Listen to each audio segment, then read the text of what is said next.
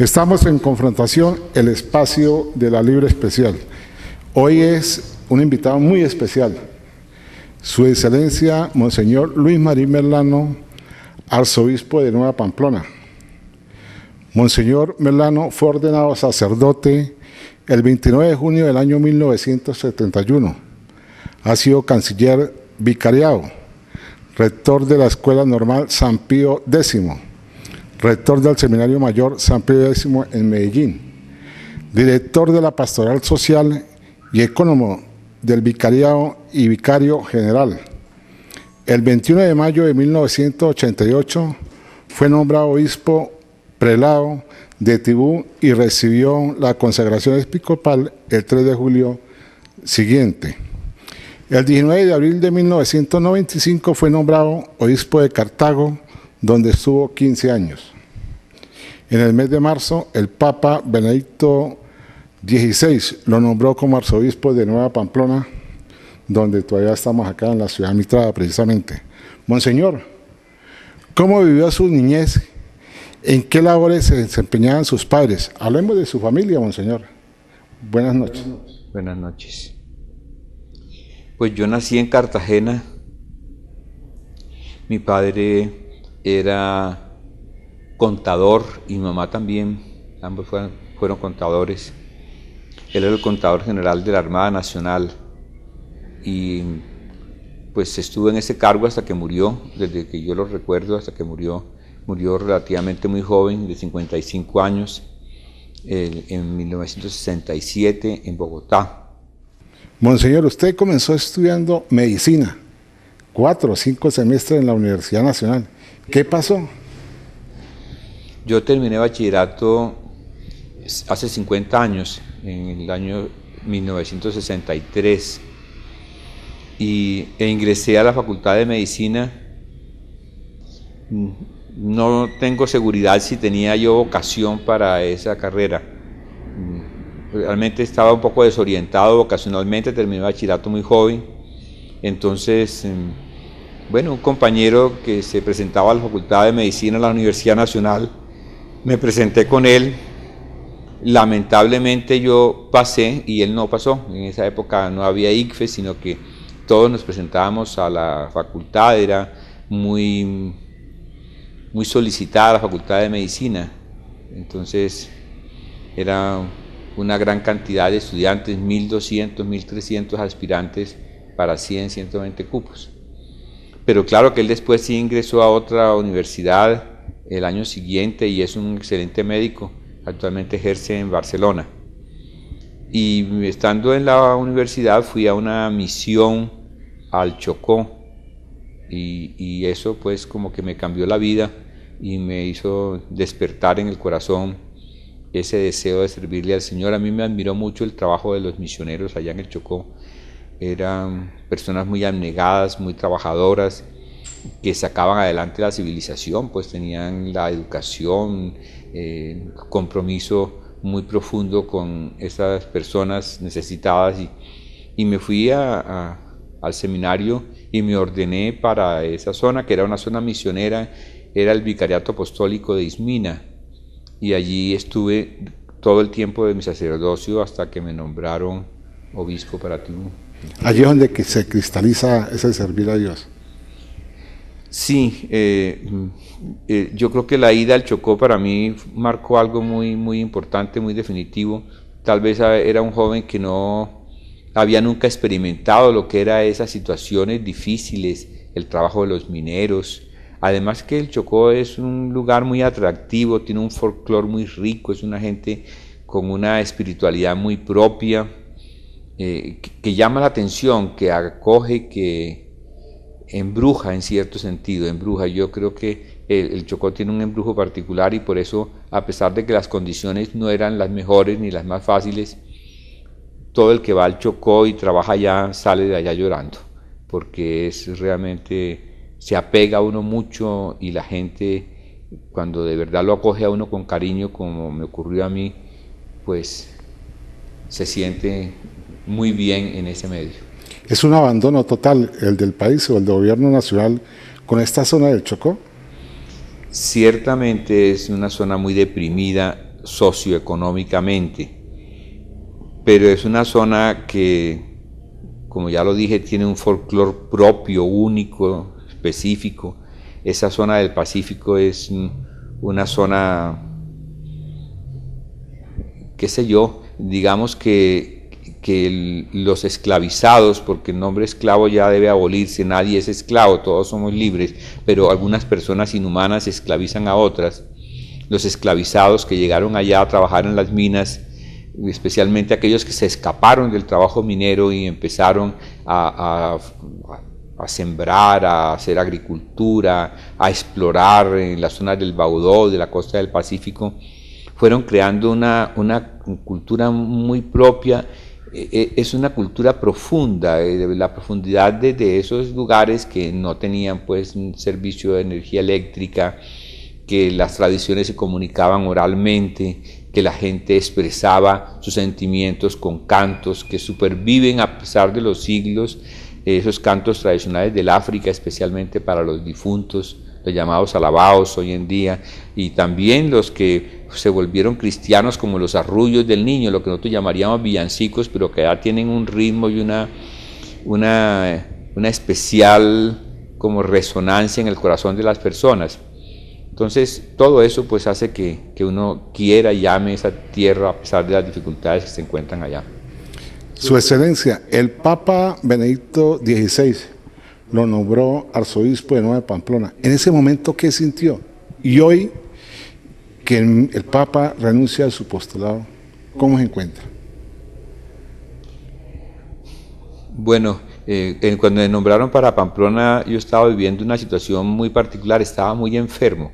Venía de la clínica, de que me colocaran suero, estaban hidratándome, y cuando recibí la llamada telefónica de la Nunciatura de que me citaban allá, y cuando lo citan a una Nunciatura, pues generalmente es para un cambio, ¿no? A no ser que haya alguna cosa así especial que quieran hablar con uno, pero que lo hagan ir allá. Y sí, efectivamente era ese cambio, me lo comunicaron, me entregaron la carta pues en que me decían del nombramiento que el Santo Padre me había hecho. Yo no dudé nunca, ni he dudado nunca cuando me han ofrecido algo. Yo sabía que era muy difícil porque había un factor humano muy importante. Yo vivía con mamá, ella todavía se quedó en Cartago, y estaba ella pasando los momentos más difíciles de su vida porque había tenido un accidente cerebrovascular, estaba en una situación muy difícil, había empezado ya sus diálisis, imposible pensar en traerla, y muy difícil y muy duro dejarla, pero yo no dudé nunca ni un minuto, porque yo sé lo que es un proceso para nombrar un obispo, sé lo delicado, lo complicado que es. Después de que hacen todo ese proceso y va y viene y consultan y va a Roma y llega a la congregación para los obispos y el cardenal prefecto le presenta al Papa un nombramiento, decir uno, no, entonces es como decir, vuelvan a hacer todo otra vez. No, yo creo que a nosotros no nos corresponde eso, sino obedecer, y el Señor nos da no solamente las fuerzas, sino que nos arregla las cosas. Yo, por ejemplo, experimento una gran alegría de darme cuenta de que después de mi venida, mi mamá no firmaba, no escribía, bueno, estaba tan delicada, yo no fui nunca capaz de decirle siquiera que me venía. Se lo dijo un hermano. Y ocurrió todo lo que la gente lo contrario a lo que la gente esperaba. La gente dice, no, esto la va a llevar ya a la tumba, y ya con más de 90 años en esa situación, no. Al contrario, se recuperó y se recuperó enormemente. Está en este momento bastante bien, sigue con sus diálisis naturalmente, lunes, miércoles y viernes la llevan al hospital, pero ya cumplió 94 años y los cumplió muy bien y muy alegre, y bueno, yo creo que eso que todos temían como lo más catastrófico, pues no, fue lo contrario. Estando allá estaba enferma y viniéndome yo se alivió. Dios tiene más que darnos que nosotros que pedirle. Él hacía las cosas, y bueno, para que yo estuviera aquí tranquilo, y entonces he pasado estos casi 3 años, ya voy a cumplirlos en mayo, con pues una gran tranquilidad, una gran paz, logrado pues realizar mi apostolado y mi trabajo con gusto. Me he sentido acogido por la gente, por los sacerdotes, por las religiosas. En fin, puedo decir que no he tenido ninguna dificultad especial en mi ministerio en Pamplona. He sido muy feliz.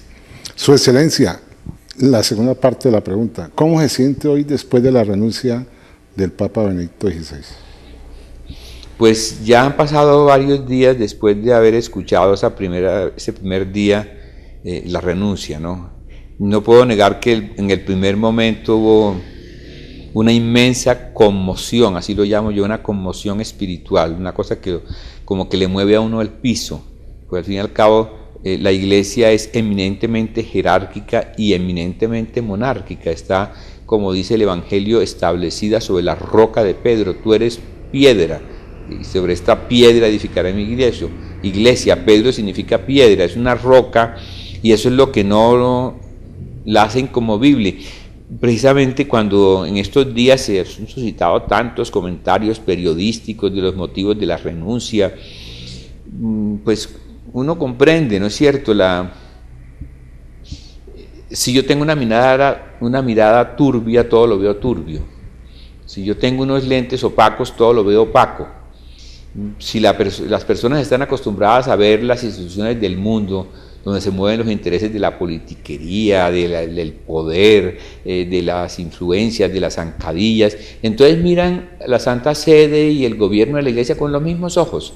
Entonces interpretan, o mejor malinterpretan, todo lo que hay allá, todo lo que se dice, en una forma realmente que no vale la pena siquiera comentar. Es realmente aterrador ver cómo esas miradas turbias ven turbio lo que es muy claro, lo que es muy límpido.